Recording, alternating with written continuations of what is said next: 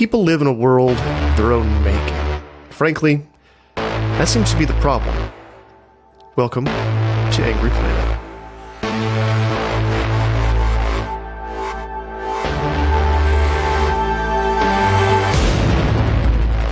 Hello, and welcome to Angry Planet. I am Jason Fields. And I'm Matthew Gull. 1,000,000 years ago, a small man stared into the sky and said, "The plane! The plane!" Today, we're all shouting balloon.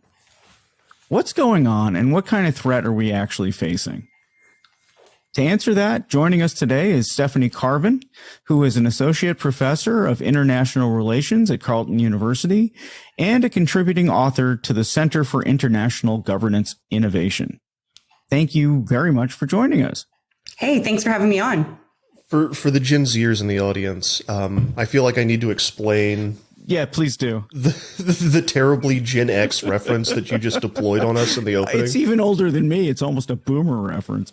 It is almost a boomer reference. There's a television show in the 70s called The Love Boat. Fantasy Island. Fantasy Island? It was Fantasy Island. Okay, yeah, sorry. Fantasy See, Island. I get all of these hour-long fantasy dramas from the 70s confused. Peter Dinklage starred in a made-for-TV film on HBO about that actor's life, and we will move on now to balloons. I was just going to say, I mean, I'm not on here to talk about, 1970s sitcoms and TV shows, although we could. Right. I would be very happy to do that. But yeah, I was going to say, I'm not sure I could tell those two shows apart. Yeah, thank you. Thank you. I'm willing to bet that I'm older than both of you, perhaps combined. Okay, so let's get back to spy balloons. So what's a spy balloon, and what do you think they really do? So a spy balloon, I mean, apparently they're a thing. Okay, let's just put that out there that. We have heard, this seemed very novel when this happened about, a week and a half ago now, almost 2 weeks ago. And, everyone's kind of looking in the sky and seeing the spy balloon. It does seem something out of like an H.G. Wells novel in some ways. It reminds me of, in the late 1800s, there were actually laws passed about aerial bombardments from balloons. So the idea of balloons playing a role is not entirely foreign, but the idea that this would be happening in 2023 is, I think, a little bizarre, which is probably why we're talking about it. But apparently this has been something that China's been doing for some time. Some of the reports out of Taiwan say, oh yeah, we're used to balloons flying over us all the time. There are, reports that the U.S. has been tracking balloons over the Middle East for a number of years, so not just North America. And this seems to be there seems to be some kind of intelligence collection or information collection that China is doing that they seem to be getting some kind of benefit out of, but it's not entirely clear what. China is basically saying, look, this is a weather balloon program. We're just doing scientific research. But I think what's important to recognize is that China has not always made a clear line between what is a research scientific expedition and an intelligence collecting expedition. And, I'm Canadian. We have in Canada seen Chinese research ice-breaking vessels go through our territory. And, again, China will say those are for scientific purposes, but clearly they're also probably looking for information that would assist their national interests. So even if this is some kind of weather balloon program, there probably is an intelligence component to it, but it's not clear to me what kind of intelligence you would get, considering the vast array of intelligence apparatus activities that China regularly engages in across the West. So, yeah, I mean, honestly, I've been kind of looking at this whole situation, scratching my head going, but why? Like, what was I guess I keep coming back to, what was the pitch meeting for this? Like, what was the boardroom meeting where someone had a PowerPoint and said, yes, I have the solution. It is balloons. And I just would have loved to have been in that room and seeing what that conversation looked like.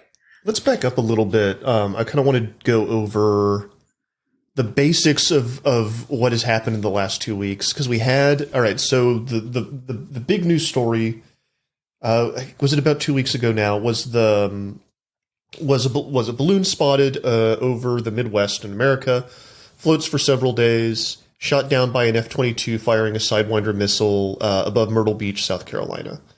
Then Canada said they were tracking one, right? Yes. Another and they one. said actually that they were tracking one in a suspected second. Right. So Canada was actually the first to come out and say, no, there's more than one balloon here, guys. Shot down over Lake Huron by F-16s. They missed the first shot. Hit the second one. Second one is the one that one's kind of weird though, because it's like a weird shape and no one's quite sure who owns it or who it belonged to. There's 4 balloons here, right? So there was the original one that was shot down rather spectacularly over Myrtle Beach, USA, fair enough. And then there was one that the United States shot down near Alaska, which they're still trying to recover. Apparently it landed on some ice and the conditions are very hard to go there.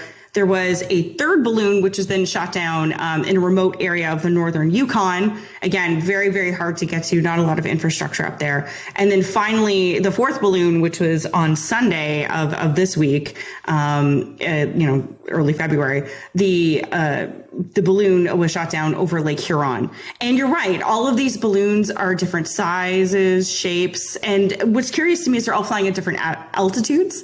The original balloon itself was flying at about 60,000 feet. And that is interesting because it's getting close to what the U.S. military and I think scientists call near space, right? It's an area where it's too high really for planes to fly. There's not enough oxygen. It can't really support a lot of activities up there. So there's some concern that there's military potential there for things like, I guess, balloons, communications, things like that. So it kind of makes sense to have a balloon at that 60,000 feet, and it was big and round and we all saw it. And then, but these other objects that have been shot down, and we should be clear, they haven't definitively been called balloons. They haven't definitively been identified as Chinese. We should be careful about this. They've all been described as very different. The first one was the Chinese clearly owned a balloon. Yes, the Chinese owned it. The first but one. I don't think they've owned the other 3. They have not owned the other 3, no. Right. Right. And so I don't know if they're just not wanting to or if it's in fact something else. We don't know. The one over Yukon, for example, was cylindrical shaped. And as you said, the one over Lake Huron was octagon, is described as an octagon, which is a really bizarre shape if you think about it. But I would love to see a picture of it and what it actually looked like. But yeah, that's the object that's believed to fall. So they're all kind of different shapes and sizes. While the original was flying at that 60,000 feet, the one over Lake Huron was flying at 20,000 feet, which actually does make it more of a risk to aircraft, frankly. So there doesn't seem to be a lot of consistency, and that just kind of raises more questions than answers, I think. Do we then want to use the Pentagon terminology for these things? Is there technically unidentified aerial phenomena, right? Are you trying to say they're UFOs? I mean, they are, in the strictest sense of the word. I'm not saying they're aliens, but they are UFOs. But aliens. Right? Let's use that internet meme. Yeah. It's not aliens, but it's no, aliens. I'm just to be clear for the Angry Planet Hold listeners. One sec. I just want to be real clear. I'm not saying these things. I'm literally saying that these are not aliens. I'm literally saying that. Jason, sorry. Okay, no. I actually have a theory about the other 3. The first one, China believes, it has admitted it's theirs. I think the others are actually from a Bond villain. Because if ever there was a Bond villain plan, this is it. Yeah, that's one of the bizarre things to me, right? Is how little, because our near peer adversaries that could float a balloon over us and not get picked up by NORAD until later and then destroyed, presumably have satellite technology that can collect data much better than a balloon at high altitude, right? So, yeah, this is part of the bizarre thing. I like the Bond villain thesis just because apparently to take these things out, it requires a $400,000 Sidewinder missile, right? So every time we're shooting these things down, we're spending millions of dollars. And that doesn't include the cost of the plane, the cost of the fuel, all these other things that kind of go into these operations. So can you bankrupt the United States with balloons? It's a perfect Bond villain plot if you think about it. And apparently the first one missed at Lake Huron. So I'm sorry to that F-16 pilot, but apparently now somewhere around Lake Huron, there's a missing Sidewinder missile that someone may want to look into. So yeah, I mean, it's not clear to me what intelligence you would gather using balloons. The first balloon, and like, I guess I'm calling them balloons here before I'm being lazy. You're right. They are unidentified aerial vehicles or thing. I don't, that gives us UAV. That's not particularly useful, but we don't know what these are. Unidentified aerial phenomenon, right? UAP. There we are. So these different objects that are flying, it doesn't make a huge amount of sense. I mean, I have read reports that there have been motors seen on the original spy balloon, which gave it some kind of control that, if you are flying over suspicious sites in Montana, it does lend itself to that kind of activity. But, the kinds of, we're still going to learn a lot more, I think, once these devices are collected and we can actually see what sensors were on them and what data they may have been collecting. But so far, the first one, at least, they believe it was collecting signals intelligence. And signals intelligence, I'm assuming your audience is familiar with it, but just in case, it's any information that goes through the global information infrastructure. So any kind of digital file on your computer, text message, email, all that kind of stuff, right? So it potentially has the capacity to collect that. But this is where, again, I'm just kind of scratching my head because I'm like, look, China has one of the most successful and robust cyber espionage operations on the planet, I'm not saying the US or Canada or whatever doesn't do that. I mean, obviously we all do. So, this is just the way the system works. But they also have, a very good human intelligence network, and they have a spy satellite program. So what is it that you're getting from these balloons? A very overt means of collection that you're not getting from these other three robust programs that you have. So again, that's what I don't understand is what are you just trying to see if you can operate some kind of spy collection in near space in case there's some kind of conflict and you're having trouble with your other kinds of means of collections? Is that what you're up to? Other than that, it just doesn't make a lot of sense, I think, from a collection standpoint.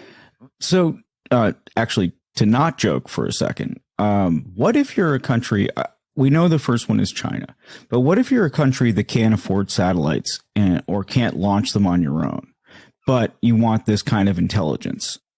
Some things could be out there that we just simply weren't looking for. And let's say, you're North Korea or some country, even, well, you're not going to get poorer, but do you think that that's something that, does that make more sense? I think it makes more sense for a country that doesn't have the vast capabilities that China has, right? And that's something. So again, I think we should keep an open mind as to these other balloons and where they're from and that kind of thing. We do know the first one was from China. We don't know what's going on with these other ones, and so I think we should be careful about it. I don't know if North Korea has a balloon capability. It might make more sense for them to have something like that. In terms of, it's not clear to me what kind of intelligence sharing they would have with the Chinese. It's possible the Chinese would provide them with information about where various things are. But again, even like Google Maps, that's like really good.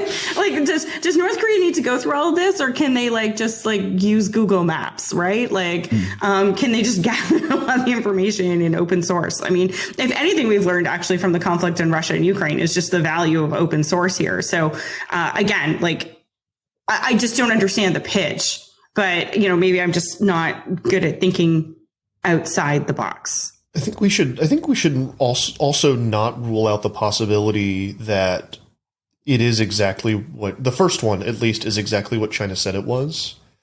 That it was like a weather balloon that drifted and got caught up in a jet stream and ended up over America. I think that's not. We know that those programs exist. That people do float weather balloons. China floats weather balloons. Everyone floats weather balloons. And that balloons are hard to control at high altitudes and they get away from you. Like, I think that is a reasonable possibility, right? I would agree with that. And actually, that's what for the first week, that was actually my assumption, right? Was that this was probably, I mean, because it's so bold to send a balloon like that over, that everyone can see over the United States. And so I thought, okay. And, one of the things I think that we forget is that coincidences do happen. Like, and authoritarian states make mistakes. We always attribute absolutely everything we do to some kind of nefarious scheme or purpose. And that's a big mistake. Authoritarian regimes do screw up sometimes. But like I said in the beginning, even if it is a weather balloon, it doesn't preclude intelligence gathering capabilities. Right. And I think that's an important thing. You don't see that. So, and if it was a weather balloon that had gone astray, they probably should have notified the United States. That, hey, this thing is entering into your territory. Please don't freak out and shoot it down with an F-22.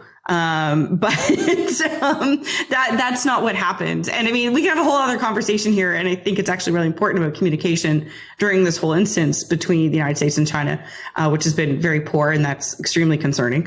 But, I don't think I don't think we should preclude that this is indeed a weather balloon. We're going to learn more when this comes out. But yeah, it's just like, again, it's just a lot of head scratching.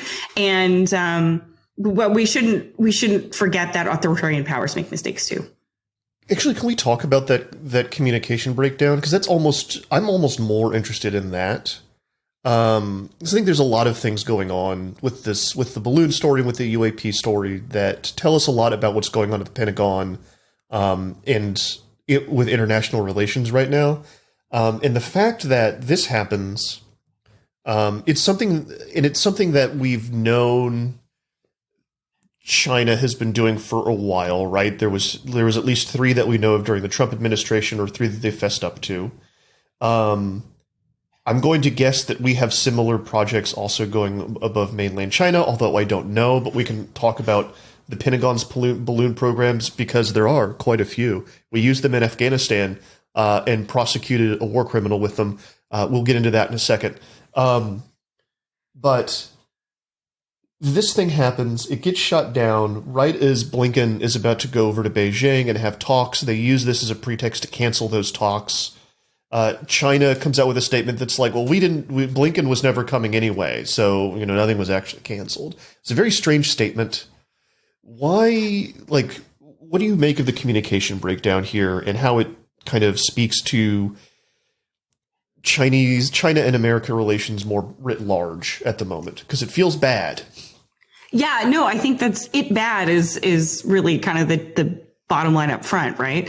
And I think you're right. I think this is actually where the main story here lies. I'm not worried about the balloon. I'm worried that during a potential misunderstanding of a military nature, there doesn't seem to have been great communication between the United States and China. And I think that's kind of what scares me about this, in the sense that the fact was, during the Cold War, one of the first agreements between the United States and the Soviet Union was a hotline agreement that, there'd been enough nuclear scares that everyone sat down and realized, okay, we need the leaders to communicate in a crisis to de-escalate and prevent nuclear war from breaking out in a crisis, right? So we're going to have this hotline agreement where both sides will agree to talk to each other in an event of these kinds of crises. We don't have, at least to my knowledge, such an agreement with the Chinese, right? And this isn't the first time where there's tensions between the two countries and there's no communication whatsoever. The reporting is that, and I mean, I'm sure this is coming from Pentagon sources, so, let's keep that in mind, that they did try to call their Chinese counterparts and they're just simply not picking up the phone. And that concerns me because, in this case, okay, it's a balloon and maybe it's a little bit embarrassing. And, as you say, China's now saying all these kinds of things like, oh, Blinken wasn't coming, or that they're saying that, well, the U.S. has 10 balloons over China right now, which actually might be a thing, as you're going to point out. But the fact is that we need to communicate in these kind of crises, because if we can't do that with a balloon, what's going to happen when the situation is far more tense and far more serious? And, you know, if I was in charge of diplomacy, and no one should put me in charge of anything, frankly, but, you know, I mean, I think one of the diplomatic priorities that are coming out of this crisis is going to be setting up some kind of arrangement that in a crisis that there can be communications between the two sides, because that's the way we're going to handle mismanagement. And as we're getting more and more tension over Taiwan, over the South China Seas, as, you know, China is maybe feeling a bit surrounded because of the AUKUS deal or the Quad deal, which are, you know, various U.S. alliances that are kind of building up in the Indo-Pacific. This is going to be really important going forward. We'll take a quick break and be right back. I'm Jason Fields.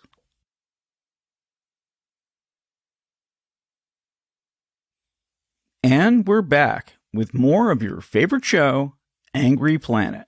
Another aspect of this that I think is really interesting is, and this is something I noticed after the Biden administration started, you kind of go through these. The public-facing communications of the Pentagon has different flavors in every administration. And I would say that Biden's Pentagon has been very press savvy in a way that I don't feel like I've seen since the first Bush administration, second Bush. They proactively called this press conference on Thursday night when they were tracking this thing. They brought all of the press in. They probably could have just ignored this thing and not said anything, and maybe it would have been on social media. People would have been talking about it. The Pentagon could have put out a press release about it or whatever, which happened, by the way, in 2019 when there was one of these above Hawaii. So like this has happened repeatedly before, but that's not what they did. They brought all the journalists in on a Thursday night late and had like an hour-long press conference where they sat them down and said, "We're tracking this thing. We think it's Chinese. Don't worry, everybody. We can't blow it up now because there's too much debris, but we are going to watch this." And every step of the way, they were in contact with the press, and kind of in control of the story. And I think that's very interesting too. I'm just throwing that out there. I don't know if anyone has a response. I agree with you completely.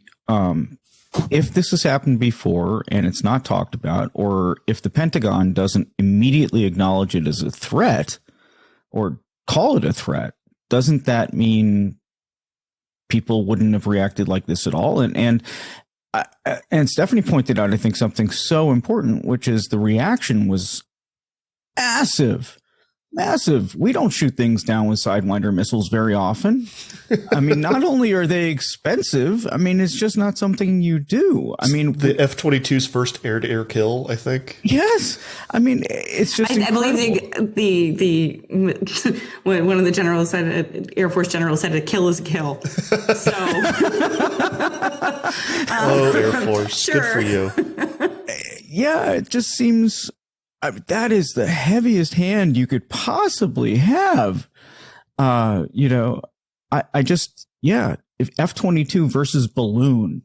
The other aspect of this I'll bring in, I think the other thing one of the other reasons they did this is that they, while they're playing for the public, the Pentagon has also gotten really good at playing for Congress, who is their other audience, and which is an extremely wild body at the moment, as anyone that's following U.S. domestic politics will know. And I say this because this fucking UFO thing, the alien stuff, people, especially Congress, are watching the skies right now. There is a fascination in the culture and in America's legislative body with the skies. For anyone that kind of doesn't know what's going on there, I'll run down it really quickly. Essentially, like, highly credible witnesses that work for the Navy, Navy pilots, other military personnel started coming forward and doing things like going on the Joe Rogan podcast to talk about the UFOs, or as the DoD calls them, UAPs that they've seen.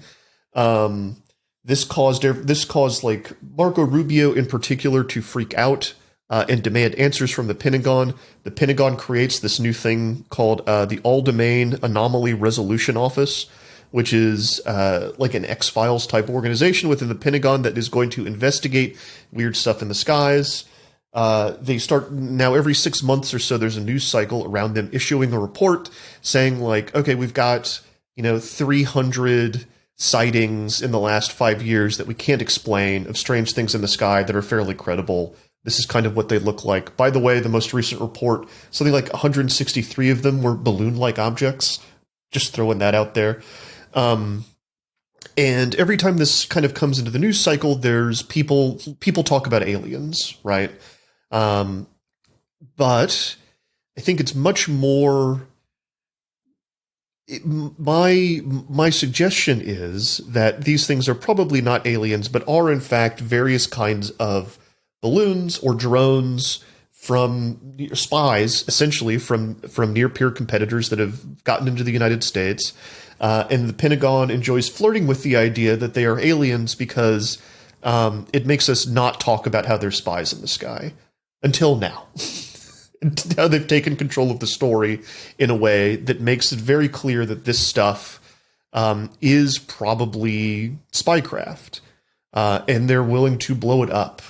And I think that's a weird, interesting change in the context of everything else they've been doing in the last couple of years.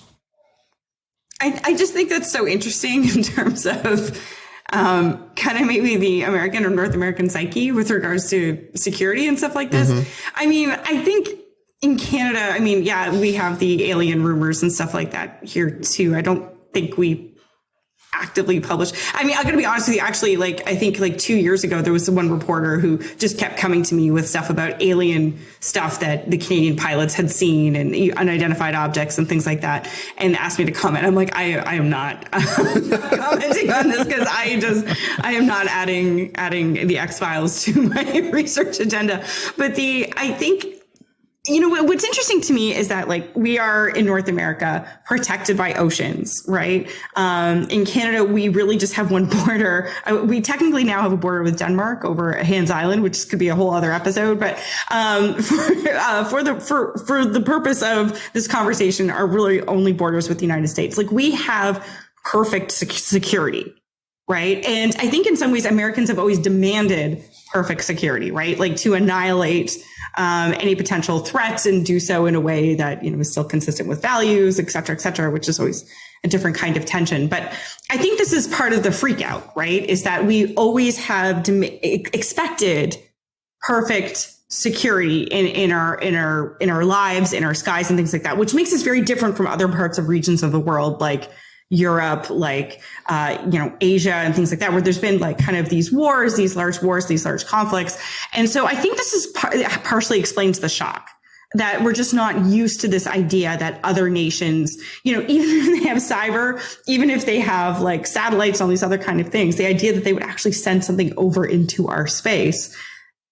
violating our sovereignty is just so foreign that it is, I think, a real shock to the system. And I don't know, I guess it's prompting different, U.S. Servicemen to go on or women to go on these podcasts and talk about all the UFOs they've seen. But I think this is why there's just been such this kind of visceral reaction in both countries to these balloons. And as you say, if as a result of NORAD's now saying it's opening its lens, it's going to be looking at more objects.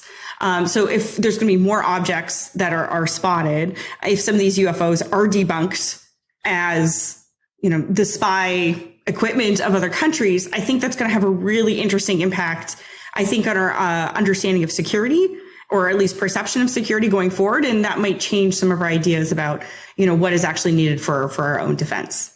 Well, we're going to run out of sidewinders. So I have a question that's totally, to me, related to this. In your piece that you wrote for Newsweek, Stephanie, you mentioned a Gingrich tweet, which was just, espousing the EMP theory, right? And I was just wondering if that's also is just part of the whole, fear of losing perfect security. What do you think? So I just love, we can see each other as we're recording this. I just like the fact that Mac just did this eye roll face palm when he heard EMP. And I have very much the same reaction every time I hear it. There just seems to be this market for EMP paranoia and fear, that people just think that this EMP is going to be the weapon that eventually takes out North America. And I mean, it doesn't make any sense. Like, why you would use an EMP? As someone, once pointed out to me, EMPs, you get a free one with every nuclear explosion. I mean, that's kind of, and if you're in a nuclear explosion, like, the loss of power is like the last thing you're really going to be worried about. So this EMP thing, I think it's along the same lines, right? It's seen, I think they remade Red Dawn a few years ago, right? And it was an EMP that kind of took out North America, and or at least the United States, and made it vulnerable to North Korean invasion, because of course it did. You'll notice in that Newt Gingrich tweet that he explicitly calls people to buy a book from one of his co-author, like one of the people that he writes books with. There's a lot of self-published EMP books out there. I mean, in a different lifetime, I would have loved to have sat down, read them all, and done an analysis of what this is. But I think it speaks to this larger, as you say, this kind of larger fear of not having perfect security, that there are these kind of perfect super weapons that will be able to take out America. And wouldn't it be ironic if it was on a balloon?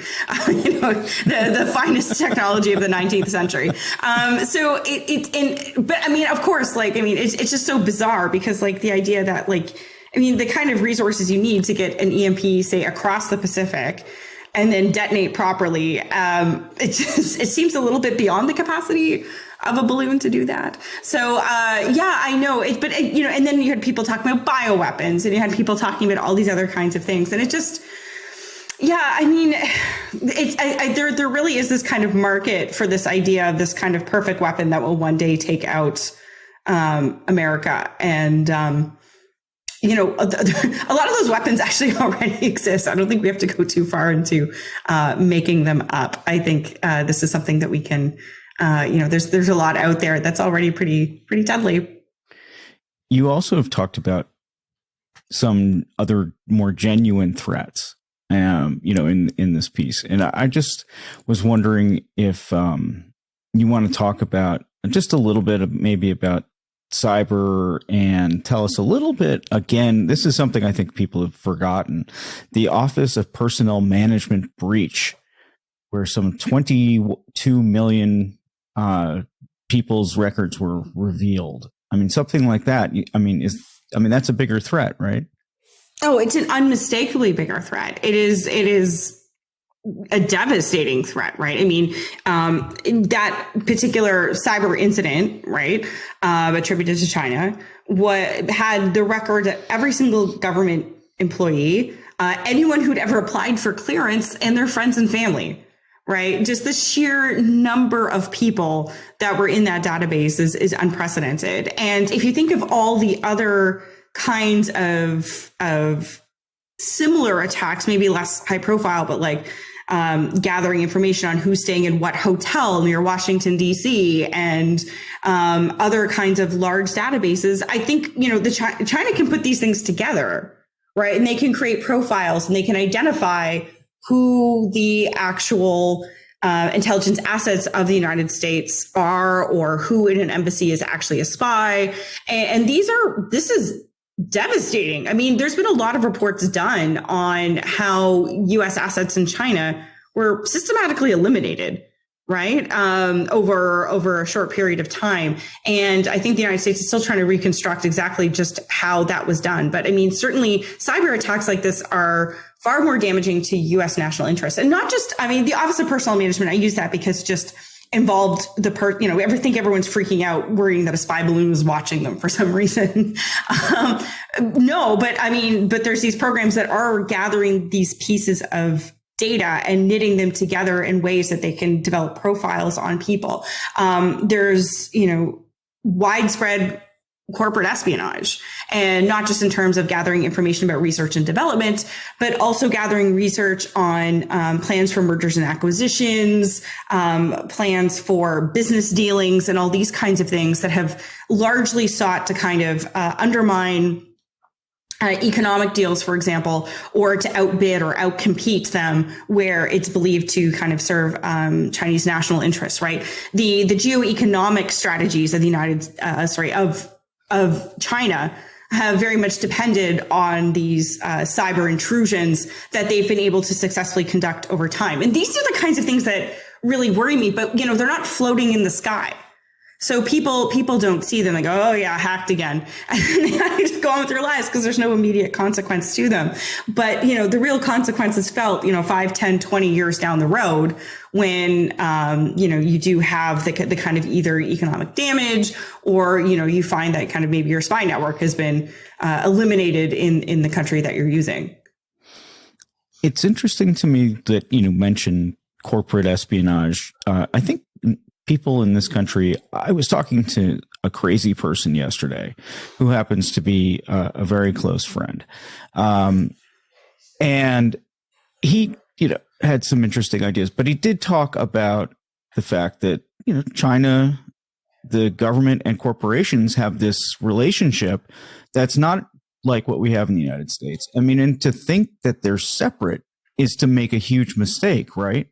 Yeah, that's exactly right. So one of the key issues that I think we're seeing in the West generally is the issue with state-owned enterprises, right? There's really kind of two angles. So first of all, there's the state-owned enterprises. Now, a lot of countries do have some kind of state-owned enterprise. For example, in Canada, we have a very large territory, a very small population. So we have Canada Post, which is like our U.S. Postal Service, which is basically a crown, what we call a crown corporation. It's kind of a government, arm's-length government agency that was set up in order to run mail in this country because it was never going to be profitable in order to do so, right? And so that's an example of a kind of government controlled agency. But it's arm's length. It is responsible to the government, but it's not full on everyday controlled by the government. It doesn't always do the government's bidding. Whereas in China, for example, a lot of these companies may be directed to invest in certain areas in order to buy up R&D. For example, research and development, we want to gain expertise in a certain area. So we want to buy up, companies that are working on renewables or companies that are working on solar panels and things like this. Because, we're spending millions of dollars to buy the company, but the intellectual property we're getting is worth billions. So that's one example. And again, and that's not illegal, right? Like that's the challenge. Like that's not an illegal thing. It's a bit of a gray tactic, but it's not an illegal thing. And I think companies, what we've seen are countries increasingly using their legislation to restrict certain investments that they believe would ultimately harm their national interests. And then you have also a certain set of national security laws that were passed in the last 5 years by the Chinese government, which essentially require any Chinese company or any company, I believe, operating in China to support the Chinese government in its goals should it be asked to.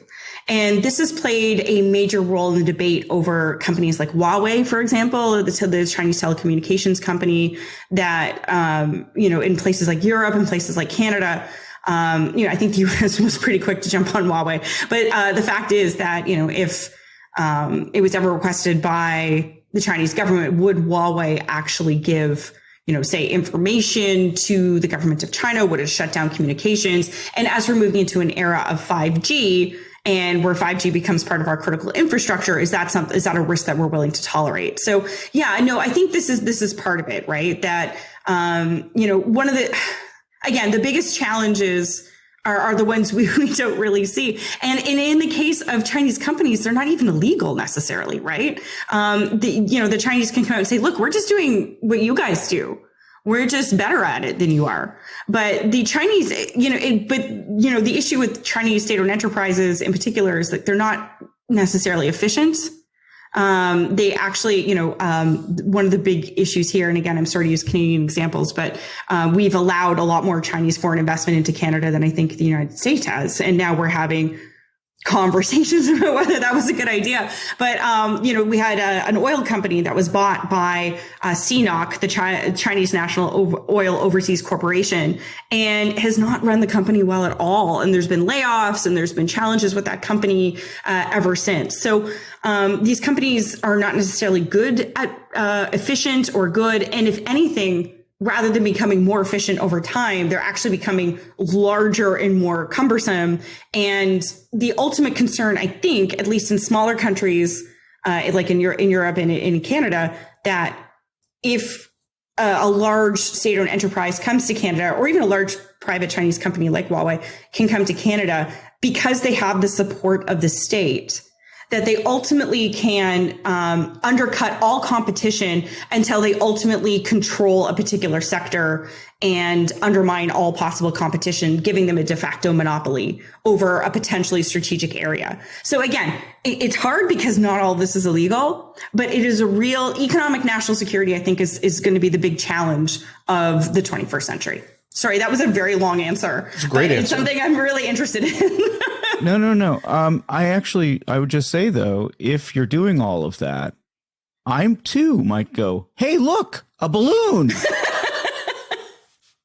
Or let me ask you this, kind of picking up that thread about specifically American anxieties around Chinese companies.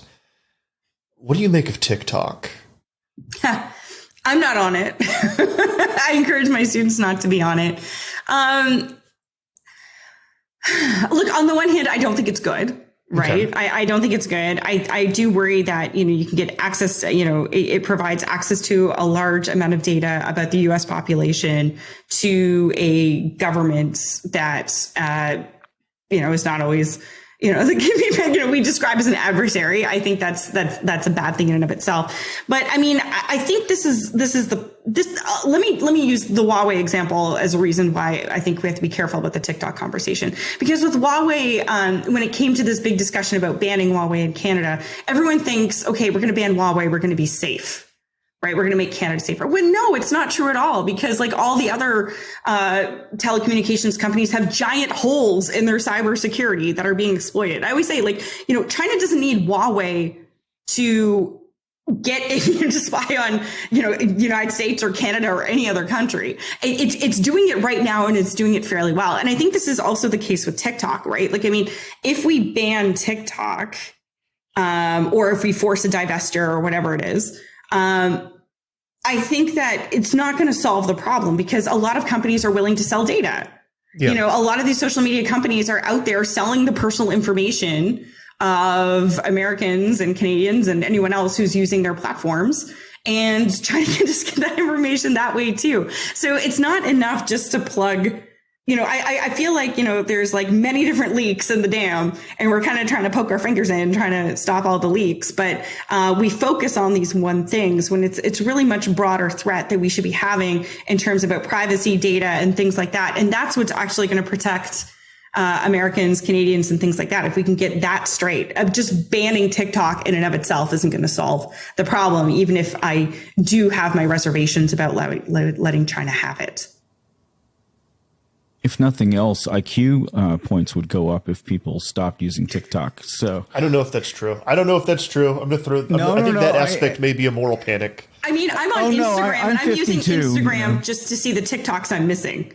Right. Yeah. That's why I use. I mean, I would love to be on TikTok. I miss Vine. If everyone remembers Vine, Vine was amazing. Vine. And they killed Vine. Bring back Vine, Elon Musk. And if you do one thing, bring back Vine. But yeah, I mean, it's you can see why people use it, right? It's fun. It's now the dominant kind of social media platform, and it's changing the way people communicate. Yeah, absolutely. I think I'm just not smart enough to use it. Let's be honest. No, you're just old. It's like programming the VCR. I'm still trying to reprogram my VCR. What if we put episodes of Fantasy Island on TikTok? There we go. In discrete 3-minute chunks. It's like, what was that platform that like Quibi? Yeah. Quibi. Okay, thanks. Poor dumb Quibi. Such a terrible idea. So Matthew, do you have anything else? Yeah, let me run through America's balloon programs real quick, just because I teased it earlier, and then we'll get out of here. So another thing that happened in 2019 that was pretty interesting. People started seeing strange objects in the sky above Montana. DARPA came out and was like, "Hey, those are ours. Don't worry about it. We're just working on high altitude balloons." So there's that little data point. Also, I mean, we've looked at using high altitude balloons repeatedly, especially in the 50s and 60s. And the EMP stuff is crazy, but like bioweapons, like there's old DoD plans to use balloon delivery to drop crop killer basically above countries, and they tested it and it worked. They never deployed it. They shelved that thing, but it's something that the Pentagon looked at. Probably the most famous use of American balloons are low altitude. Or maybe the most recent. And they're surveillance equipment. They look like dirigibles. They look like the Goodyear blimp, a little bit smaller. And they're tethered, so they don't free float, because balloons, as they get higher in altitude, are a pain in the ass to control. But yeah, you basically float a balloon at low altitude, like sub 1,000 feet, and have it, watch Kabul or Afghanistan. Or increasingly, the U.S. southern border. There's something like 15 of these things, I think, along the U.S. southern border. Department of Homeland Security loves them. The footage from one of these became instrumental in prosecuting a criminal case against Robert Bales, who was a soldier in Kabul that killed, I think is convicted of killing 16 Afghan civilians.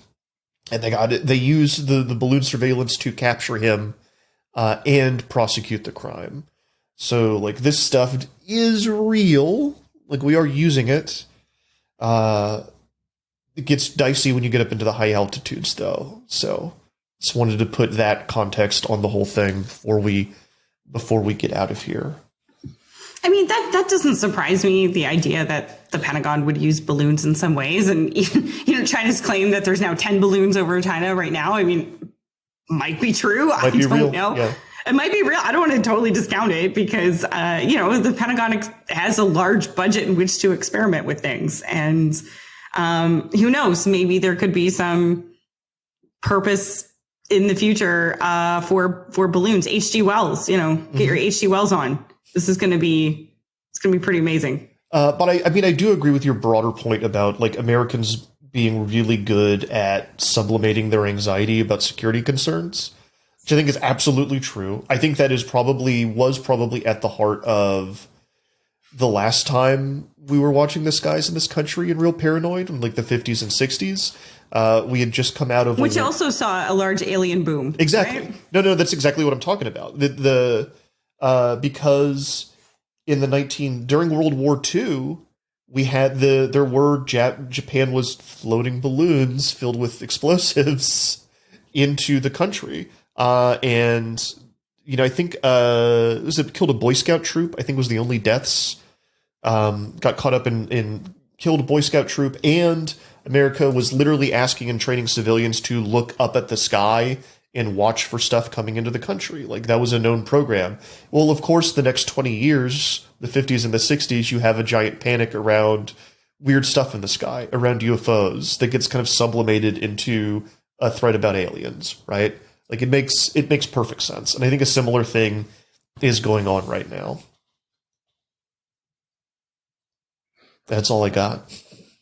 Thank you, Matthew Gault. All right. Stephanie Carvin, you have been wonderful, and I hope you'll come back on the show. And anytime, whether to talk about 1970s television, aliens, paranoia, or Chinese espionage. It sounds like I've really enjoyed this conversation, and I'm so chuffed that you invited me. So thank you again, and we'll talk to you soon. Cheers, eh?